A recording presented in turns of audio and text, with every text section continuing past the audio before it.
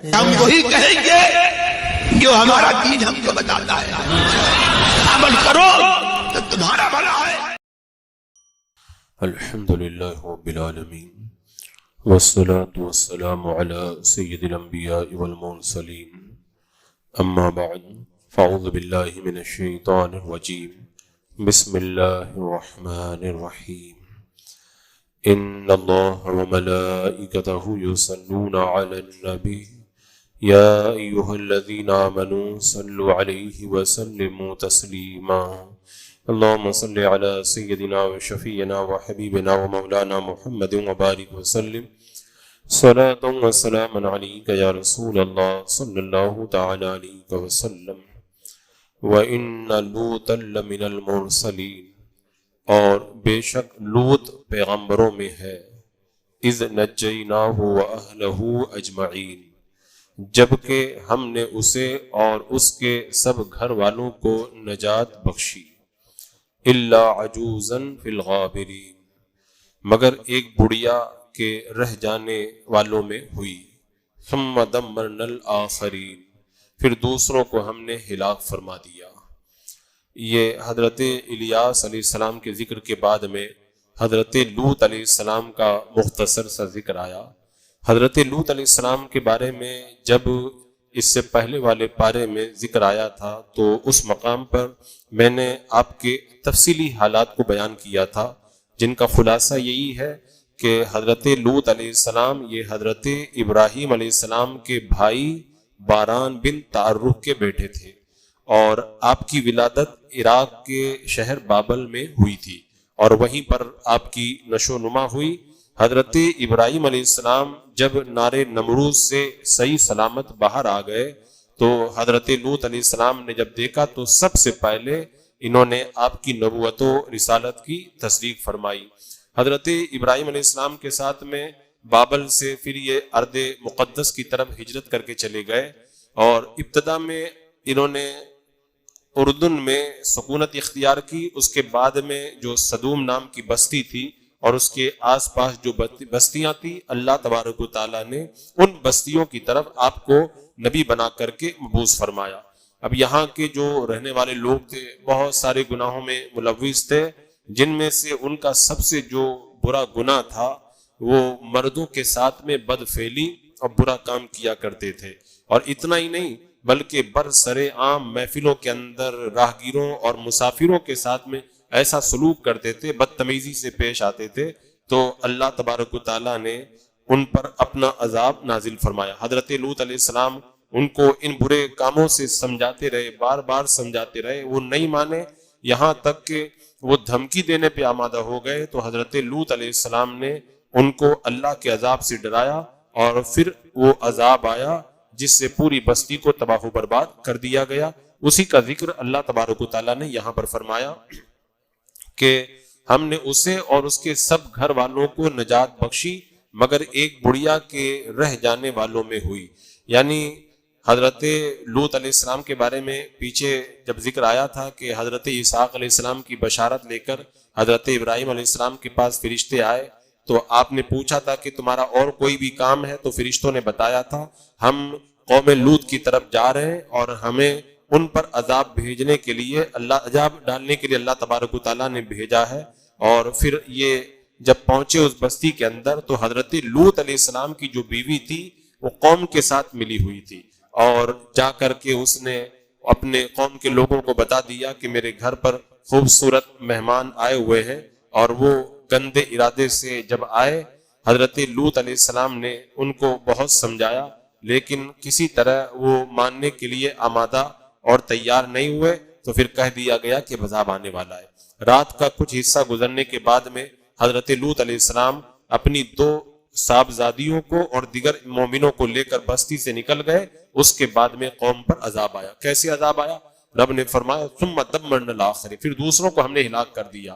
یعنی حضرت جبریل علیہ السلام نے قوم لوط کے شہر جو زمین کے جس طبقے میں تھے اس کے نیچے اپنا بازو ڈالا، اور 5 شہروں کو، جس میں سب سے بڑی بستی صدوم کی تھی اور اس میں 4 لاکھ لوگ رہتے تھے، ان سب کو اٹھا کر کے اتنا اوپر لے گئے بلندی پر لے جا کر کے اوندا کر کے پٹک دیا۔ اسی دوران حضرت جبریل علیہ السلام نے ایک زوردار آواز بھی لگائی، جس سے جو لوگ بستی میں موجود نہیں تھے، ادھر ادھر سفر میں گئے ہوئے تھے، وہ لوگ بھی ہلاک ہو گئے۔ تو اللہ نے سب کو ہلاک کر دیا۔ لیکن یہاں پہ فرمایا کہ حضرت لوط علیہ السلام کے گھر والے تو نجات پا گئے، لیکن بڑھیا رہ گئی۔ یہ بڑھیا حضرت لوط علیہ السلام کی بیوی، جس کا نام تھا واہلہ، یہ آپ پر ایمان نہیں لائی تھی، کافرہ تھی، اپنی قوم سے محبت رکھتی تھی، جاسوسی کرتی تھی، یہ بھی عذاب میں مبتلا ہو گئی۔ ایک روایت یہ ہے کہ بستی سے نکلتے وقت میں حضرت لوط علیہ السلام نے اس کو بستی میں چھوڑ دیا، جب قوم پہ عذاب آیا تو یہ بھی عذاب میں ہلاک ہو گئی۔ اور دوسری روایت میں یہ ہے کہ چلتے وقت میں حضرت لوط علیہ السلام اس کو لے کر کے چلے، جب قوم پر عذاب آیا تو اس نے پیچھے مڑ کر کے دیکھ لیا اور کہنے لگی ہائے میری قوم، تو اسے بھی ایک پتھر آ کر کے لگا اور وہ بھی ہلاک ہو گئی۔ یہاں پہ جو فرمایا کہ ان کے گھر والوں کو ہم نے نجات عطا فرمائی، یہ ایک قول کے مطابق حضرت لوط علیہ السلام اور آپ کی دونوں صاحبزادیاں اور جن لوگوں نے نجات پائی وہ آپ کے ساتھ میں اہل ایمان، جن کی تعداد کل 13 لوگ تھے، یہ 13 لوگ جو ہے وہ نجات پا گئے، باقی سب کے سب ہلاک اور برباد کر دیے گئے۔ پھر فرمایا وَإِنَّكُمْ لَتَمُرُّونَ عَلَيْهِمْ مُصْبِحِينَ وَبِاللَّيْلِ أَفَلَا تَعْقِلُونَ، اور بے شک تم ان پر گزرتے ہو صبح کو اور رات میں، تو کیا تمہیں عقل نہیں ہے؟ یعنی اللہ تبارک و تعالیٰ نے اہل مکہ سے فرمایا، جن قوم لوط پر عذاب آیا تھا، تم جب سفر پہ جاتے ہو، صبح میں شام میں سفر کرتے ہو، راستے میں وہ تباہ برباد کی ہوئی بستیاں آتی ہیں، ان کی بربادی کو دیکھ کر بھی تمہیں عقل نہیں آتی ہے؟ اگر کوئی آدمی کسی کو گڑھے میں گرتا ہوا دیکھ لے تو ہوشیار آدمی تو گڑھے سے پھر بچنے کی کوشش کرے گا۔ اگر کوئی کسی کو آگ میں جلتا ہوا دیکھ لے، جو عقل مند ہوگا وہ تو آگ سے دور رہے گا۔ لیکن کہا تم نے سب کچھ دیکھا، ان پر عذاب کی بستیوں کے تم نے نظارے کیے، پھر بھی تم سدھرتے نہیں ہو، افلا تعقلون، کیا تمہارے اندر عقل نہیں ہے؟ پھر آگے حضرت یونس علیہ السلام کا ذکر آیا، فرمایا وَإِنَّ يُونُسَ لَمِنَ الْمُرْسَلِينَ، اور بے شک یونس پیغمبروں سے ہے، اذ ابق الى الفلک المشحون، جبکہ بھری کشتی کی طرف نکل گیا۔ یہ چونکہ یہاں پر اس سے پہلے حضرت یونس علیہ السلام کا تفصیلی ذکر ہو چکا ہے، اس لیے یہاں پر اللہ تبارک و تعالیٰ نے مختصر ذکر فرمایا۔ یہ حضرت یونس علیہ السلام یہ حضرت ہود علیہ السلام کی اولاد میں سے ہیں، اور آپ کو بستی نینوا کی طرف نبی بنا کر کے بھیجا گیا تھا، جو موصل کے علاقے میں دجلہ کے کنارے واقع تھی۔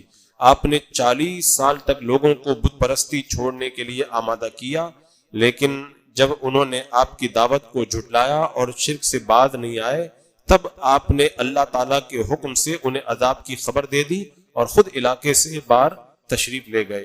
اسی کا ذکر اللہ تبارک و تعالیٰ نے یہاں پر فرمایا کہ بے شک یونس پیغمبروں سے ہے، اور جب کہ بھری کشتی کی طرف نکل گیا۔ یہ بھری کشتی کی طرف نکل گیا، اس سے مراد کیا ہے؟ اس واقعے کو تھوڑا میں تفصیل سے بتا دوں تاکہ اس واقعے کو سمجھنے میں آسانی رہے۔ یہ اصل میں حضرت یونس علیہ السلام کی قوم کا واقعہ یہ ہے کہ لوگ موصل کے علاقے نینوا میں رہتے تھے، کفر و شرک میں مبتلا تھے۔ آپ کی دعوت کو انہوں نے جب قبول نہیں کیا، طویل عرصے کے بعد میں جب یہ لوگ ہدایت پر نہیں آئے تو اللہ تبارک و تعالیٰ کی بارگاہ میں آپ نے دعا فرمائی، اے اللہ قوم مجھے جھٹلانے پر قائم ہے، ان پر عذاب نازل کر دے، اور اس پر ان سے فرمایا گیا آپ انہیں خبر دے دیں 3 دن بعد میں صبح کے وقت میں ان پر عذاب نازل ہو جائے گا۔ جب عذاب کے نازل ہونے کی خبر ان لوگوں نے سنی تو آپس میں کہنے لگے حضرت یونس علیہ السلام نے کبھی غلط بات تو کی نہیں ہے، دیکھیں گے اگر رات میں وہ یہیں پر رک گئے تب تو کوئی اندیشہ نہیں ہے، اور اگر انہوں نے رات یہاں پر نہ گزاری تو سمجھ لینا کہ عذاب آنے والا ہے۔ جب رات ہوئی حضرت یونس علیہ السلام تشریف لے گئے تو صبح کے وقت میں قوم نے دیکھا عذاب کے آثار نظر آ رہے ہیں، آسمان پر سیاہ رنگ کے ڈراونے بادل آ گئے، بہت سارا دھواں جمع ہو گیا، پورے شہر پر دھواں ہی دھواں چھا گیا۔ یہ دیکھ کر انہیں یقین ہو گیا کہ عذاب آنے والا ہے، تو حضرت یونس علیہ السلام کو انہوں نے تلاش کیا، نہیں پایا۔ اب دیکھ کر کے لوگ ڈر گئے کہ اب ہم لوگ برباد ہو جائیں گے، تو انہوں نے اپنے عورتوں کو، بچوں کو، جانوروں کو، سب کو لیا اور جنگل کی طرف نکل گئے۔ موٹے موٹے ٹاٹ کے انہوں نے کپڑے پہن لیے، توبہ کرنے لگے اور اسلام کا اظہار کرنے لگے۔ شوہر سے بیوی، ماں سے بچے جدا ہو گئے، سب نے بارگاہ الہی میں رو رو کر کے عرض کی، اے اللہ جو دین حضرت یونس علیہ السلام لائے ہیں ہم اس دین پر ایمان لاتے ہیں۔ تو انہوں نے جب سچی توبہ کر لی، یہاں تک کہ پرایا مال اگر کسی نے لیا تھا وہ بھی واپس کر دیا، مکان بنایا تھا اگر کسی کی اینٹ لگا لی تھی تو اینٹ کو اکھاڑ کر کے اس کو واپس دے کر کے آئے، یعنی ایک دم سچی انہوں نے توبہ کر لی، اور جب سچی توبہ کر لی تو اللہ تبارک و تعالیٰ نے ان کی توبہ کو قبول فرمایا اور عذاب کو ان سے دور فرما دیا۔ ادھر تو یہ حال ہوا، اور ادھر حضرت یونس علیہ السلام نے دیکھا کہ قوم نہیں مان رہی ہے اور عذاب آنے والا ہے، آپ نکل گئے۔ آپ کو پتہ نہیں تھا کہ قوم نے جو ہے وہ توبہ کر لی ہے، آپ نکل گئے، اور جب انہوں نے دیکھا کہ قوم کو عذاب کے آنے کی جو خبر دی تھی اس میں تاخیر ہو گئی، اور آپ اپنی قوم کے کفر و شرک کو جانتے تھے، تو آپ کو ان پر جلال آیا اور ہجرت کے ارادے سے آپ نکل گئے۔ اور نکلنے کی ایک وجہ یہ بھی بتائی گئی ہے کہ آپ نے یہ سوچا کہ ابھی عذاب آنے میں وقت ہے اور کہیں یہ لوگ جلد بازی کر کے مجھے قتل نہ کر دیں، کیونکہ قوم کے رویے کو آپ جانتے تھے۔ تو حضرت یونس علیہ السلام کے ہجرت کرنے کی ایک وجہ یہ بھی تھی کہ وہ لوگ اس شخص کو قتل کر دیتے تھے جس کا جھوٹا ہونا ثابت ہو جاتا تھا، حالانکہ آپ تو سچے تھے، لیکن وہ لوگ جلد بازی کر کے کہیں آپ کو قتل نہ کر دیں، آپ نکل گئے۔ حضرت عبداللہ بن عباس فرماتے ہیں، حضرت وہب کا بھی قول ہے کہ حضرت یونس علیہ السلام نے اپنی قوم سے عذاب کا وعدہ کیا تھا، جب عذاب میں تاخیر ہوئی تو آپ ان سے چھپ کر کے نکل گئے اور دریائی سفر کا آپ نے ارادہ کر لیا۔ اسی کا ذکر اللہ نے قرآن پاک کی اس آیت کریمہ میں کیا کہ جب کہ بھری کشتی کی طرف نکل گیا۔ کہاں نکل گئے؟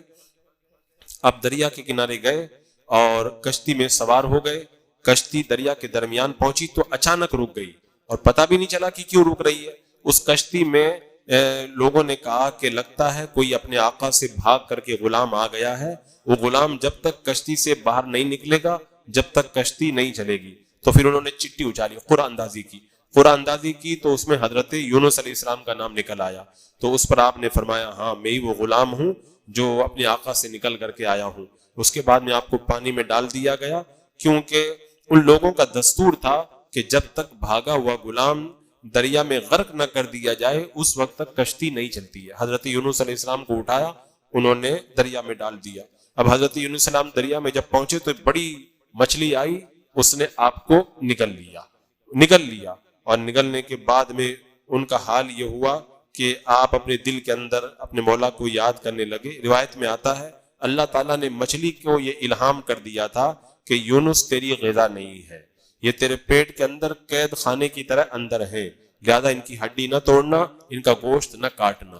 اب حضرت یونس علیہ السلام مچھلی کے پیٹ میں رہے، اور جب مچھلی کے پیٹ سے اللہ کے حکم سے باہر تشریف لائے آپ، تو مچھلی کے پیٹ میں کئی طرح کی تاریکیاں تھیں، ایک تو رات کی تاریکی، دریا کی تاریکی، مچھلی کے پیٹ کی تاریکی۔ ان تاریکیوں میں حضرت یونس علیہ السلام نے اللہ کی بارگاہ میں دعا کی اور کہا لا الہ الا انت سبحانک انی کنت من الظالمین۔ آپ نے یہ تسبیح پڑھی، اللہ نے آپ کی دعا سن لی اور مچھلی نے آپ کو اللہ کے حکم سے دریا کے کنارے لے جا کر کے ڈال دیا۔ اب میرے آقا علیہ الصلوۃ والسلام ارشاد فرماتے ہیں حضرت یونس نے مچھلی کے پیٹ میں جب دعا مانگی تو یہ کلمات کہے تھے لا الہ الا انت سبحانک انی کنت من الظالمین۔ جو مسلمان ان کلمات کے ساتھ کسی مقصد کے لیے دعا مانگے اللہ تعالیٰ اس کی دعا کو قبول فرماتا ہے۔ تو مچھلی کے پیٹ میں حضرت یونس علیہ السلام خوب اللہ کا ذکر کرتے رہے، اور خود اللہ تعالیٰ اس آیت کریمہ میں فرماتا ہے فَصَاحَمَا فَكَانَ مِنَ الْمُدْحَضِينَ، تو قرہ ڈالا تو ڈھکیلے ہوئے میں ہوا، یعنی انہوں نے جب قرہ اندازی کی نا تو انہی کا نام نکل آیا، آپ ہی کو دریا میں ڈال دیا۔ فَالْتَقَمَهُ الْحُوتُ وَهُوَ مُلِيمٌ، پھر اسے مچھلی نے نگل لیا اور وہ اپنے آپ کو ملامت کرتا تھا، یعنی میں نے جلدی کیوں کی اور میں کیوں قوم سے نکل آیا۔ فلولا انہ کان من المسبحین، تو اگر وہ تسبیح کرنے والا نہ ہوتا للبث فی بطنہ الی یوم یبعثون، تو اگر وہ تسبیح کرنے والا نہ ہوتا تو ضرور اس کے پیٹ میں رہتا جس دن تک لوگ اٹھائے جائیں گے۔ یعنی وہ اللہ کے نیک بندے نہیں ہوتے نا تو قیامت تک مچھلی کے پیٹ میں رہنا پڑتا۔ اس سے یہ پتہ چلتا ہے کہ اللہ تعالیٰ نیک بندوں کو نجات عطا فرماتا ہے۔ فرمایا وہ تسبیح کرنے والے تھے، اللہ نے ان کو نجات عطا فرمائی، تو جو نیک بندہ ہوتا ہے اللہ تعالیٰ اس کی نجات کی راہیں پیدا فرما دیتا ہے۔ اب حضرت یونس علیہ السلام نے دعا مانگی تھی مچھلی کے پیٹ میں، اور پھر جب آپ باہر آئے تو مچھلی کے پیٹ میں رہنے سے آپ بڑے کمزور ہو گئے تھے، دبلے پتلے نازک ہو گئے تھے۔ جیسے بچہ جب پیدا ہوتا ہے تو اس کی کھال ایک دم نرم ہوتی ہے اور بدن پہ کوئی بال نہیں ہوتا ہے، ایسے ہی آپ بھی ہو گئے، ایک دم دبلے، اور آپ کی کھال بھی نرم ہو گئی، بدن کے سارے بال بھی ختم ہو گئے۔ تو جب مچھلی نے آپ کو باہر ڈال دیا اب مچھلی کے پیٹ میں کتنے دن رہے؟ ایک روایت میں 3 دن یا 7 دن یا 20 دن یا 40 دن تک آپ مچھلی کے پیٹ میں رہے. اور جب باہر آئے پھر کیا ہوا؟ فرمایا فَنَبَذْنَاهُ بِالْعَرَاءِ وَهُوَ سَقِيمٌ، پھر ہم نے اسے میدان پر ڈال دیا اور وہ بیمار تھا، یعنی آپ بڑے کمزور ہو گئے تھے. وَأَنبَتْنَا عَلَيْهِ شَجَرَةً مِّن يَقْطِينٍ، اور ہم نے اس پر کدو کا پیڑ اگایا. یعنی حضرت یونس علیہ السلام جب باہر آئے تو اللہ تبارک و تعالیٰ نے آپ پر سایہ کرنے اور مکھیوں سے آپ کو محفوظ رکھنے کے لیے کدو کا پیڑ اگا دیا. اور اللہ تعالیٰ کے حکم سے روزانہ ایک بکری آتی تھی، اپنا تھن حضرت یونس علیہ السلام کے منہ میں دے کر کے آپ کو صبح شام دودھ پلا کر کے چلی جایا کرتی تھی. تو آپ کے جسم مبارک کی جلد کھال بھی مضبوط ہو گئی اور بال بھی اگ آ گئے اور بدن کے اندر طاقت بھی آ گئی. کدو کی بیل جو ہوتی ہے وہ زمین میں پھیلتی ہے، لیکن اللہ کا کرم دیکھو. اور یہ حضرت یونس علیہ السلام کا معجزہ تھا کہ یہ کدو کا درخت قد والے درختوں کی طرح شاخ رکھتا تھا اور بڑے بڑے پتوں کے سائے میں آپ آرام کرتے تھے تاکہ کوئی مکھی وغیرہ آ کر کے آپ پر نہ بیٹھے. اور اللہ تعالیٰ نے حضرت یونس علیہ السلام جب تندرست ہو گئے تو پہلے کی طرح موصل کی سرزمین میں قوم نینوا کے 1 لاکھ یا اس سے کچھ زیادہ لوگوں کی طرف جانے کا حکم دیا. اسی کا ذکر فرمایا وَأَرْسَلْنَاهُ إِلَىٰ مِئَةِ أَلْفٍ أَوْ يَزِيدُونَ، اور ہم نے اسے 1,00,000 آدمیوں کی طرف بھیجا بلکہ اور زیادہ. فَآمَنُوا، تو وہ ایمان لے آئے. یعنی حضرت یونس علیہ السلام جب گئے دوبارہ ان کی طرف، انہوں نے توبہ تو کر ہی لی تھی، توبہ کر چکے تھے. حضرت یونس علیہ السلام جب تشریف لائے تو باقاعدہ آپ پر ایمان لائے اور اللہ تعالیٰ نے قوم کو اخیر عمر تک بڑا آرام عطا فرمایا. فَمَتَّعْنَاهُمْ إِلَىٰ حِينٍ، تو ہم نے انہیں ایک وقت تک برتنے دیا. اللہ تبارک و تعالیٰ نے ان کو بڑا انعام و اکرام بعد میں عطا فرمایا. اس سے ایک بات یہ معلوم ہوتی ہے کہ اللہ تعالیٰ اپنے خاص بندوں کو کس طرح امتحان میں ڈالتا ہے، اور بندے جب امتحان کے اندر کامیاب ہو جاتے اللہ تعالیٰ ان پر کتنا کرم کرتا ہے. حضرت یونس علیہ السلام کو جب کشتی والوں نے سمندر میں پھینک دیا تو زندگی کی کوئی ذریعہ باقی بھی تو نہیں رہ گیا تھا. پھر انہیں مچھلی نے نگل لیا، اب زندگی کا کیا سہارا تھا؟ مگر اس حالت میں بھی آپ نے لا الہ الا انت سبحانک انی کنت من الظالمین کا وظیفہ کیا. اللہ نے انہیں مچھلی کے پیٹ میں بھی زندہ رکھا، مچھلی کے پیٹ سے میدان میں پہنچے تب بھی اللہ نے ان کو تندرستی عطا فرمائی. اور پھر اللہ نے ان کی تبلیغ کی وجہ سے 1,00,000 سے زیادہ لوگوں کو ہدایت عطا فرمائی. تو یہ نیکی کرنے پر اللہ تعالیٰ کتنا بڑا اجر عطا فرماتا ہے اور نیک لوگوں کو اللہ تعالیٰ کتنا انعام و اکرام فرماتا ہے، اس آیت کریمہ سے اس کا پتہ چلتا ہے. بسم اللہ الرحمن الرحیم. اللہم صلی علی سیدنا مولانا محمد وبارک وسلم. صلاۃ و سلام علیک یا رسول اللہ. یا اللہ یا رحمان یا رحیم العالمین. اپنے محبوبین کے صدقے میں اعمال صالحہ کی توفیق عطا فرما، ہر گناہ ہر برائی سے محفوظ و معمون فرما، قرآن کے نور سے ہمیں معمور فرما. اے اللہ، عالم اسلام میں مسلمانوں کی خیر فرما، بالخصوص غزہ و فلسطین کے مظلومین کی مدد فرما، ظالموں کو نیست و نابود فرما، ایمان پہ زندگی ایمانی پر خاتمہ عطا فرما. ربنا تقبل منا انك انت السميع العليم وتب علينا انك انت التواب الرحيم. ان الله وملائكته يصلون على النبي يا ايها الذين امنوا صلوا عليه وسلموا تسليما. اللهم صل على سيدنا وشفيعنا وحبيبنا ومولانا محمد وبارك وسلم. صلاة وسلام عليك يا رسول الله. سبحان ربك رب العزة عما يصفون وسلام على المرسلين والحمد